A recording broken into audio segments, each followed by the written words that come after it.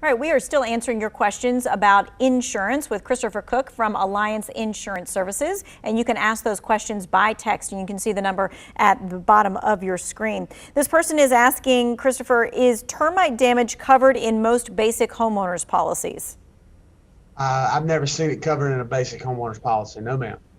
Okay, this next question is a follow-up from the tree question that we had just in the last segment. It says, if you discuss a tree problem with your neighbor and you document the problem in writing, which is key, and then the neighbor's tree falls and damages your property, whose insurance is liable?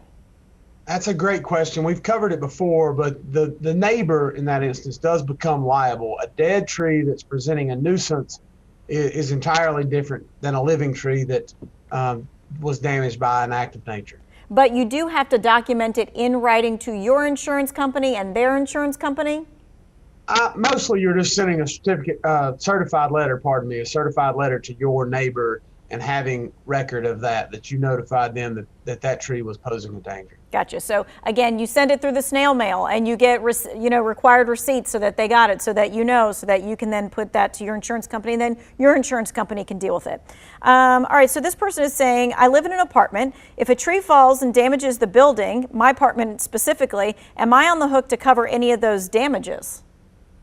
You're only on the hook for damage to your personal property. So heaven forbid that tree falls through your bedroom, your bed's crushed, your TV's damaged, and your clothes are damaged by the rain that occurred while there was a hole in the roof.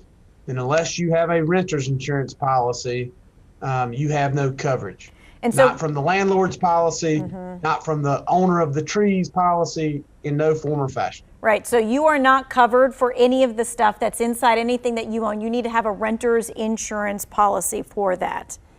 Okay, this person is saying, when insuring a home, should the total amount of coverage you want cover the cost of your home and the land value plus all your possessions inside?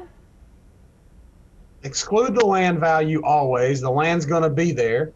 What we're insuring typically is the cost to rebuild your home, and then the standard contract from there has 10% coverage for other structures, things like fences and outbuildings, 70% coverage for personal property. So in the example of a $200,000 house, we would have $200,000 for the home and $140,000 of coverage for your contents. And that's pretty typical from almost every insurance company that operates in North Carolina.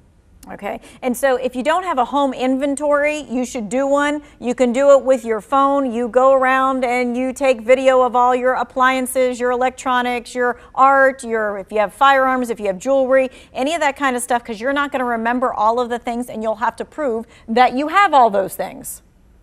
Okay, so, and then you just email it to yourself, that whole video. Okay, so this person is asking, is mold and mildew covered under homeowner insurance policies? That endorsement is available, but you have to purchase that endorsement.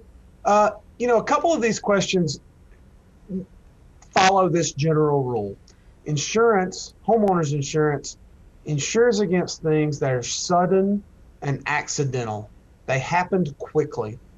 Things that have happened over a long period of time are not insured against typically. So mold doesn't occur overnight in a typical situation. I know there's exceptions. Mildew does not happen overnight. I understand there are exceptions, but damage that's done to your home in a sudden or accidental manner, your insurance company is going to pay for all the time. If it's a wear and tear issue or something that happened over a long period of time, termites don't eat your house in a day. They've been eating at your home for a long, long time. That is not going to be covered. And that is something that the onus is on the person who lives there to be doing maintenance and upkeep and checks and things of that nature. Okay. Someone is asking, is there any type of insurance that covers evictions that the owner could not file during the pandemic? That would be a loss of income coverage, and unfortunately, pandemics weren't necessarily something that was considered by the insurance company at a great basis in prior years. I imagine that we will adapt. The insurance industry has always adapted to offer coverages that insureds wanted to purchase. At this moment in time, I'm not aware of coverage like that. I may be wrong. There could be coverage, but I've not seen it in any of the contracts that we offer. Okay, and just very quickly, we got like 30 seconds. Someone says, is there such a thing as flood insurance for your car? Your car has flood insurance if it has comprehensive coverage. Your car is protected from flood with comprehensive. Again, comprehensive coverage, which is totally different than your other coverages that you get. All right, Christopher Cook, thank you for joining us from Alliance Insurance Services. For those of you at home, you might have some more questions, and we have answers for you right here in the Who Wants to Know section. Take a look at this article right here because it explains a lot of the things that we have just been talking about. We want to make sure that you get your questions answered.